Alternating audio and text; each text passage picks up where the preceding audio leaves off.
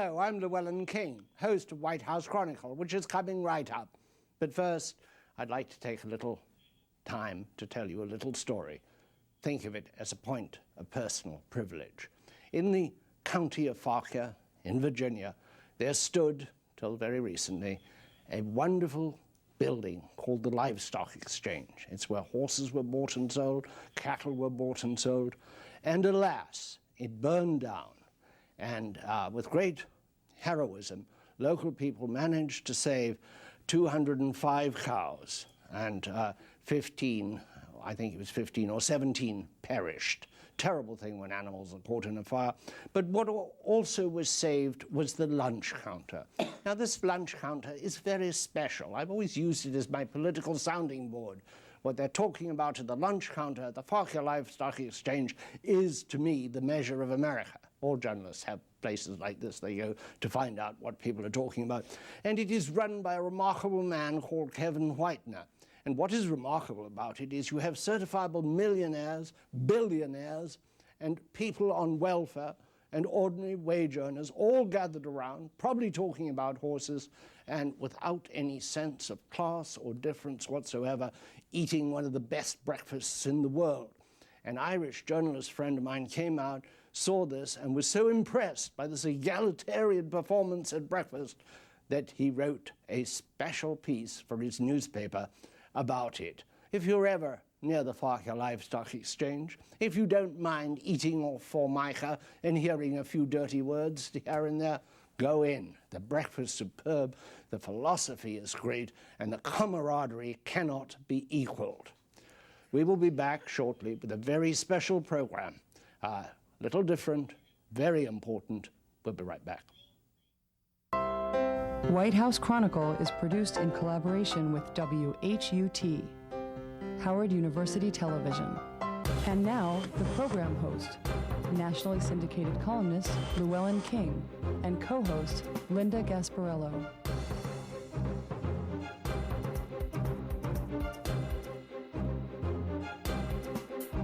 Hello again, and thank you so much for coming along. I'm joined, as always, by Linda Gasparello of this program, and by special guests today, Deborah Waroff, a New York author, financial analyst, and particularly important to this program, which we'll explain in 1 minute, and by Dr. Paul Plotz of the National Institutes of Health.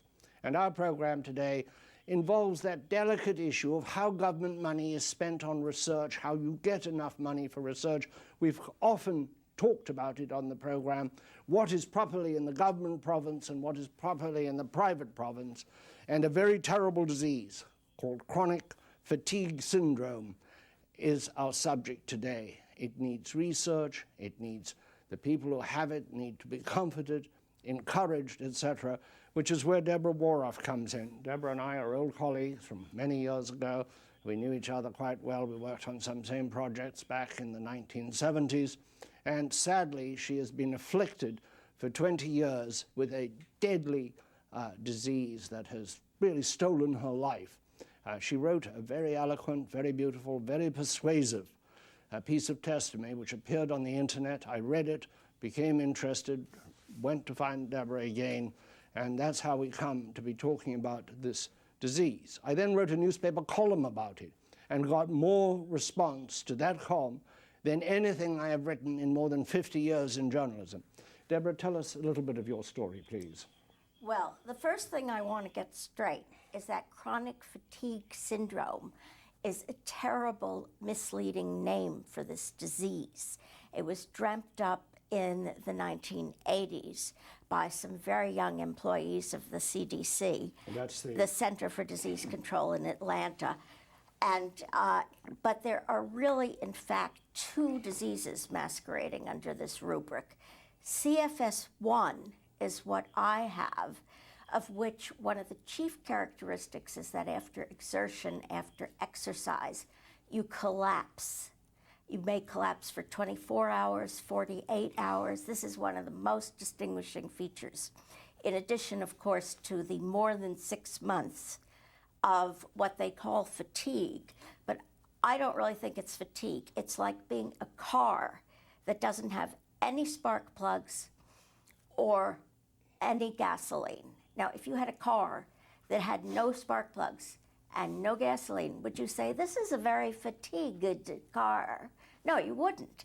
But anyway, so CFS1 is a very flu-like, virusy kind of disease, of which there are 800,000 people in this country, of which there was an outbreak that attracted attention to the disease and that brought the CDC in. There was an outbreak near Reno, Nevada in 1985. And it's listed in the WHO, in the WHO, World Health Organization book, as myalgic encephalomyelitis, which is its old name, which originated in England when there was an outbreak.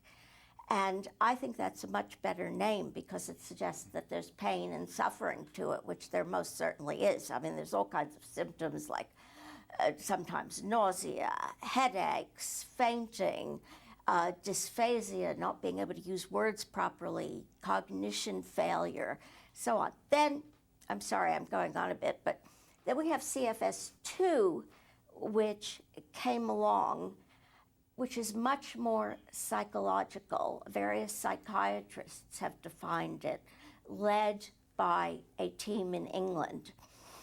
And it allows you to include things like depression, and it excludes the most sick people, the people who are completely homebound.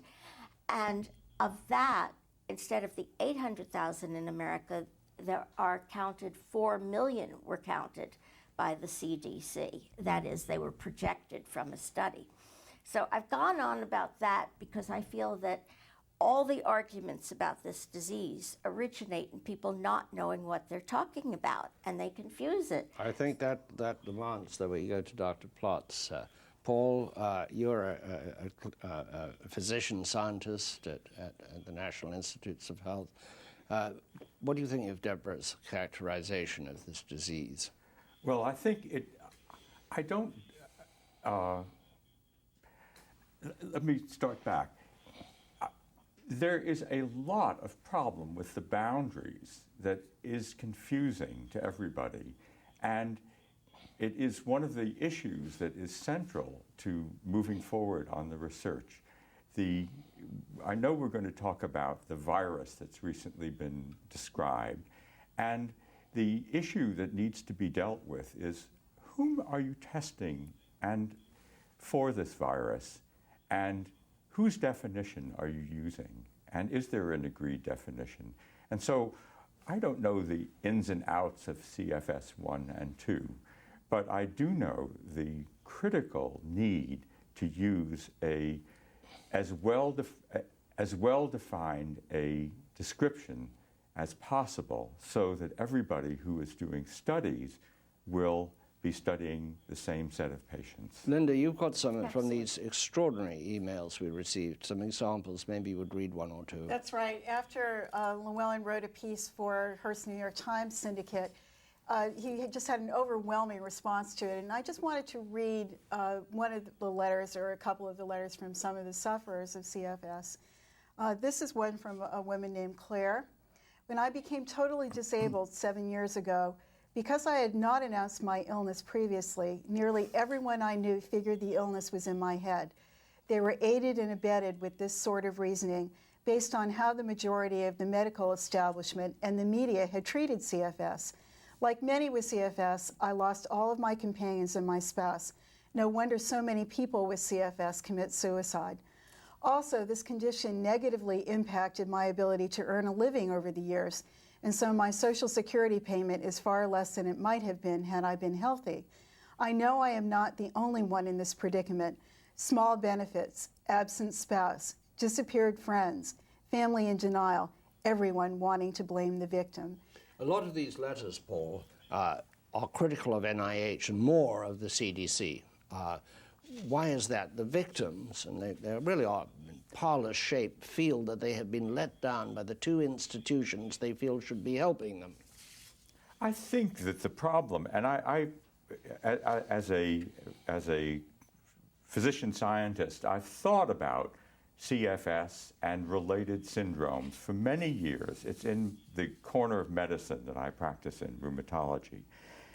And I have, like many people, decided not to work on it because it was not accompanied by definite diagnostic criteria or any measurable laboratory test that would allow one to do experiments or create models or even understand patients well. And I will turn to the virus because the virus discovery, I think, whether I'm not sure it's true, I'm skeptical of it, but whether or not it's true, it will energize people to do research because it's the first believable, Can I interrupt you measurable there? thing. Why haven't they Yes. been energized before? People are suffering. Because researchers, I speak for myself, but I know plenty, researchers are always needing to be able to measure things. I learned in school, when I've mentioned this before, a wonderful phrase that I think energizes me and many other scientists. Matere est scire, to measure is to know. And if you don't have something to measure other than a subjective explanation, then it's very hard to study. And I think scientists have plenty to measure and plenty of problems and have drifted away from problems where there aren't well-defined measures. That's why I think this is a great moment in the history of the disease, whether or not we discover that XMRV is a right virus or not.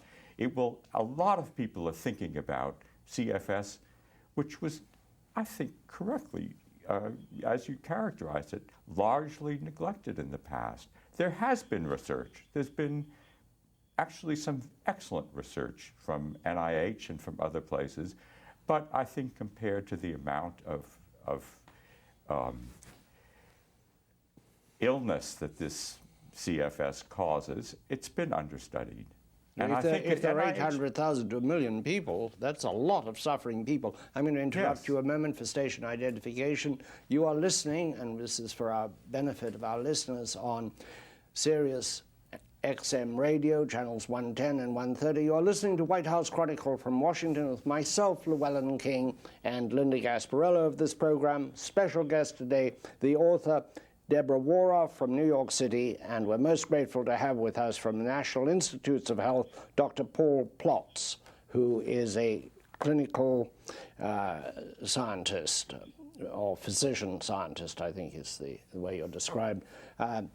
Back to our program, and I would also like to mention that this program is seen around the world on Voice of America and on more than 300 American television stations.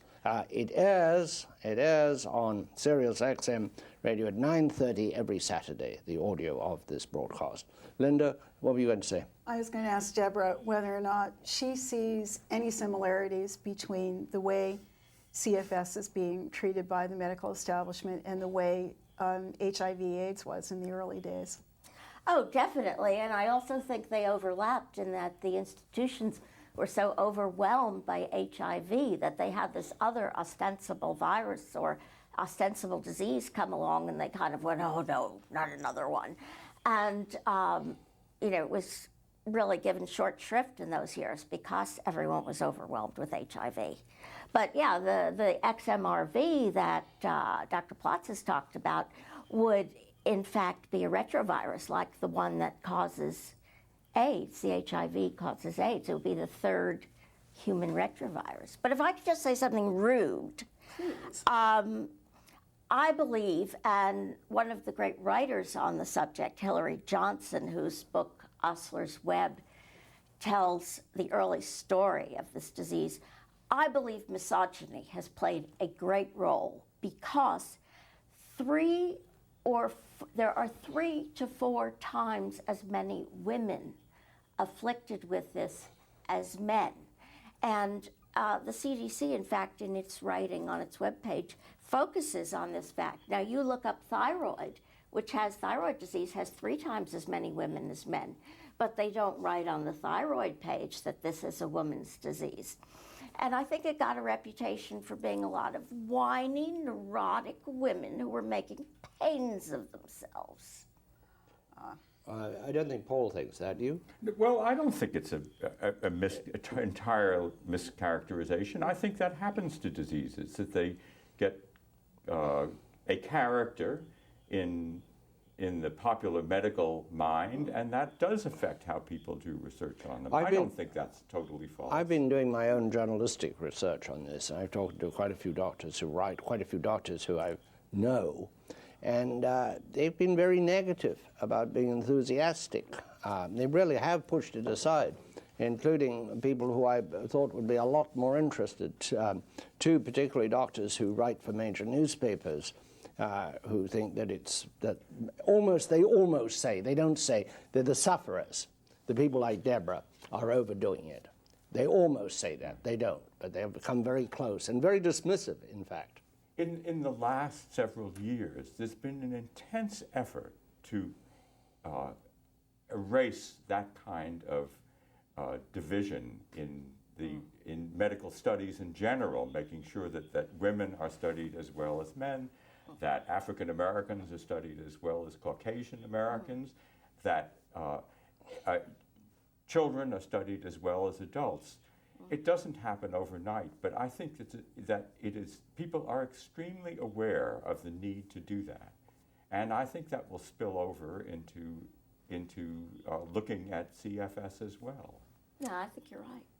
I'd like to get onto another aspect of it, which is that Llewellyn received a number of letters from women in the United Kingdom. And there they had talked about a particular callousness in the approach to CFS, and that it was treated only as a psychiatric problem.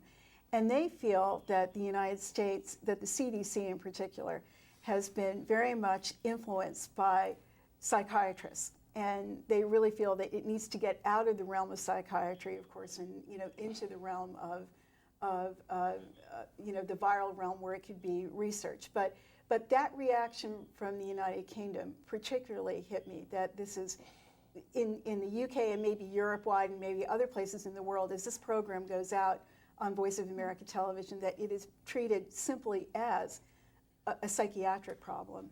It is a case that it points up something that's probably inevitable and not so good, and that is if you have monopolies of research, as you do with government institutions, they tend to have certain directions they go in. With our national labs, our defense labs and energy labs, etc., there is competition, overlap of competition. It seems to me, and this is not a field in which I'm thoroughly versed, but it does seem to me that when it comes to medicine, you have the sort of NIH monopoly, if you will, which is, just obviously must have anomalies in it and winners and losers, and this may be one of the losers. I don't fully agree with that analysis, Llewellyn, because in fact the research agenda is largely, not entirely, but largely driven by the interests of scientists and medical scientists around the country. The allocation of money, and 90% of NIH's budget is given out as grants and contracts, is given in response to investigator-initiated ideas. And it's also true at the home campus in Bethesda, but even more so on the outside. People write grant proposals, and grant proposals reflect a community of interests. They reflect the sum of many people who are thinking about important problems. Of course, there are more problems than we will ever solve, and not everything gets funded equally or balanced This fashion. is the first time in all of the several weeks that I've devoted to this subject, the subject of money has come up, which is very unusual in Washington. Usually money comes up first and everything else behind. How much money? Do you happen to know how much money, government money, is put towards research here? And is it enough? And are there people clamoring to do the job who just need money? It's been the absolute most deprived disease. I think it's last or second to last. Wow. I think it's got $5 million this year, which is much, much less than, say, multiple sclerosis, which affects fewer people. I actually looked up not grant proposals, but what are called RFAs, request for proposals, and found two on chronic fatigue syndrome, and that was up-to-date data. But I think that I didn't look up RO1s, which are funded grants, and I think that the fact of a change in our attitude towards this illness with recent findings will be reflected. I know on the home campus where I work, I know several people who've turned their research to working on chronic fatigue and the virus. It's not for the first time. As you know, Dr. Strauss led an excellent program on whether EBV caused the chronic fatigue syndrome, and that was a negative study. But people are very interested in XMRV. Excellent people are interested in XMRV. I think you're right. I think there's a flood of interest in the scientific community now There from is. all over, including Europe. But I just wanted to straighten out the psychiatric approach began in England, actually, and one of those psychiatrists approached and, in fact, I would say seduced Bill Reeves, who until this year was head of the CDC research in chronic fatigue syndrome. And Well, so just that's, repeat that. That's the Center for Disease Control. yes, based Center in for Atlanta. Disease Control. Right. And so, in fact, this was a British origin, and it doesn't involve really examining patients. It was what one woman has called a socially constructed concept. And these British scientists, who I would say are very, very mean and cruel, and have done extremely cruel things, have the support. They had the support of the Blair New Labour government. They fit in very well with its goals for the national health system. The national health system has a monopoly. It has a committee that tells doctors what they may do. They've told doctors they cannot give chronic fatigue people any tests. They've told doctors that there are only 2 cures they could use. But by contrast, Canada does rather well, doesn't it? Well, Yes. can I get back to this for a minute? Because one of the letters from Britain also reflected the fact that there was a woman who was being treated there by the National Health Service and who felt that she could not come back to the States where she's actually from because her insurance wouldn't cover it. Also, I read in the Daily Mail in England a very searing letter in which this woman said that she had had it for 20 years and been taken care of by her husband, who had now contracted it, suggesting, that it's communicable, and that she didn't know what they were going to do. Another letter from an American reader was very touching. It said that during a period of remission, she and her husband decided to have a child. Instead, they had triplets. Now she's worried that the triplets could get it because of the communicability factor, and will she have the energy and time to look after them? Truly frightening, because it's full-blown comeback. Well, how can we have some comment about the communicability of it? Because there was even another letter where a woman was saying that in Canada you're not allowed to give blood if you have CFS, whereas in the United States you can. And she was worried that CFS victims would be contaminating the U.S. blood supply. It's a good question, and I think there isn't a good answer to it now. I don't believe, other than what is the case that you mentioned, the intrafamilial spread, Right. that's not a general phenomenon, and it's not widespread So people enough. shouldn't be panicked about it. I They think shouldn't they should. disinvite Deborah from a cocktail party. Right. And No, definitely not. I Right. must be asked out. Right. No, and I think that is a question that's very much in people's minds. I actually don't know whether any... If you've got Any clusters, changes? you've got something going on, either environmental or it's contagious at some level. Isn't that so? That's mostly so. It's not perfectly so, because sometimes clusters have other explanations. However, it's very much in people's mind. If a virus is involved, is it possible that the virus actually causes the illness, which is certainly not clear in the case of XMRV yet.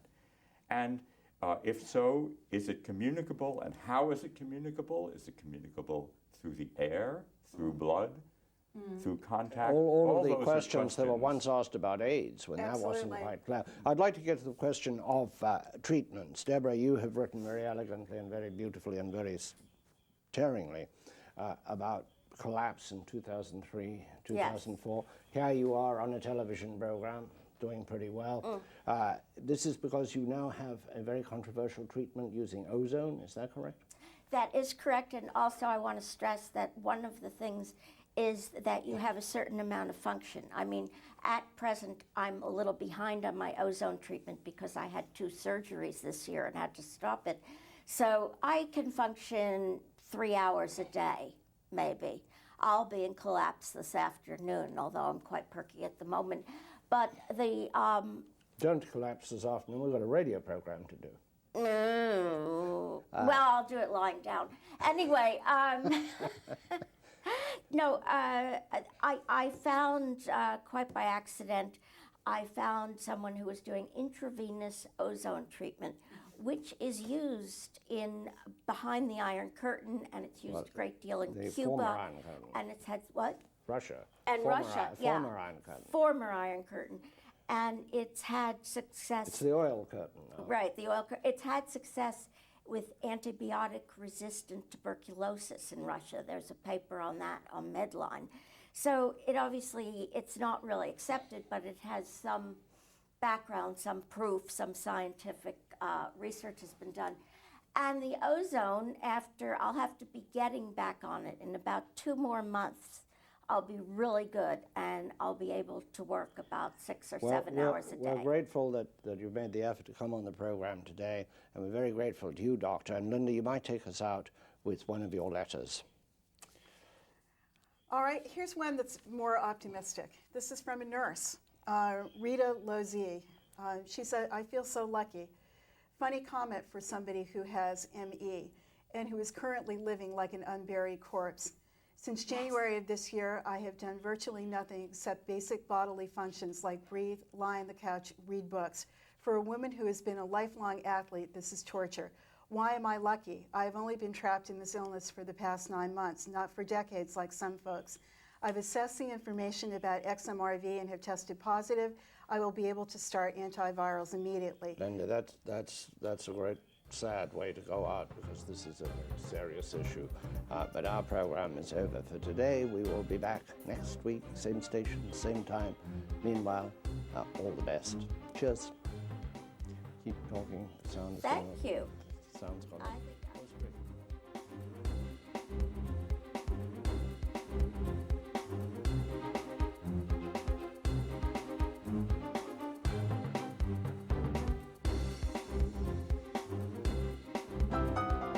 White House Chronicle is produced in collaboration with WHUT, Howard University Television. From Washington, D.C., this has been White House Chronicle, a weekly analysis of the news with insight and a sense of humor, featuring Llewellyn King, Linda Gasparello, and guests. This program may be seen on PBS stations and cable access channels. To view the program online, visit us at whitehousechronicle.com.